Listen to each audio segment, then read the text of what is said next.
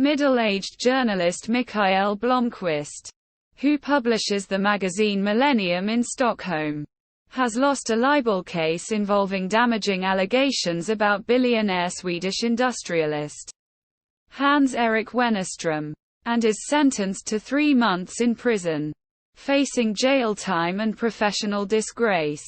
Blomqvist steps down from his position on the magazine's board of directors, despite strong objections from Erika Berger, Blomqvist's longtime friend, occasional lover, and business partner. At the same time, he is offered an unlikely freelance assignment by Henrik Wanger, the elderly former CEO of Wanger Enterprises.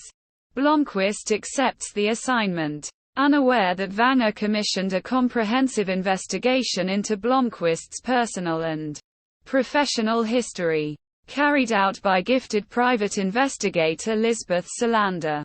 Quote, Blomqvist visits Wanger at his estate on the tiny island of Hedeby, several hours from Stockholm. The old man draws Blomqvist in by promising not only financial reward for the assignment, but also solid evidence that Wennerström is truly the scoundrel Blomqvist suspects him to be. On this basis, Blomqvist agrees to spend a year writing the Wanger family history as a cover for the real assignment, solving the cold case of the disappearance of Wanger's great-niece Harriet some 40 years earlier. Wanger expresses his suspicion that Harriet was murdered by a member of the vast Wanger family, many of whom were present in Hedeby on the day of her disappearance. Each year on his birthday, Harriet gave Henrik a present of pressed flowers. On his birthday every year since Harriet's murder, Wanger explains, the murderer torments him with a present of pressed flowers. Blomqvist begins the process of analyzing the more than 40 years' worth of information Henrik Wanger has obsessively compiled around the circumstances of the day Harriet disappeared. Hedeby is home to several generations of Wangers, all part owners in Wanger Enterprises.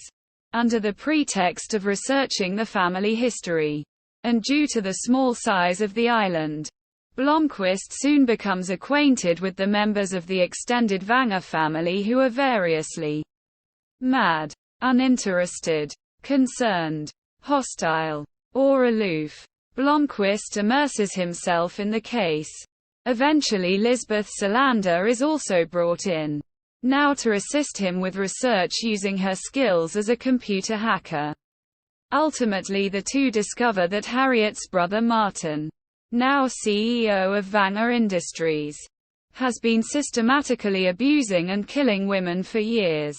Moreover, the behavior was indoctrinated in him by his late father Gottfried, who sexually abused Martin and Harriet as well. Blomqvist attempts to confront Martin, but is captured and taken to a torture chamber hidden in Martin's house. He also reveals that he is not responsible for Harriet's disappearance and presumed murder. Moments before Martin can kill Blomqvist, Lisbeth bursts in and attacks, rescuing him. Martin escapes while Lisbeth frees Blomqvist, only to commit suicide by crashing his car into a truck on the highway. Quote, Blomqvist and Lisbeth realize that Harriet was not actually murdered, but ran away to escape from her sadistic brother. They track her to Australia where she runs a sheep farming company. Confronted, she confirms their account of the case, but also reveals that she was actually responsible for the presumed accidental death of her father. She returns to Sweden where she is happily reunited with Wanger and begins to take a leading role in the newly leaderless family company. Wanger's promises of evidence regarding Wennerström prove to have been mostly a lure for Blomqvist, and are not especially substantial. However, using her investigative skills, Lisbeth breaks into Wennerström's computer and discovers that his crimes go beyond even what Blomqvist was convicted of libel for printing. Using the evidence she found, Blomqvist prints an expose article and book which destroys Wennerström and catapults him and Millennium to national prominence.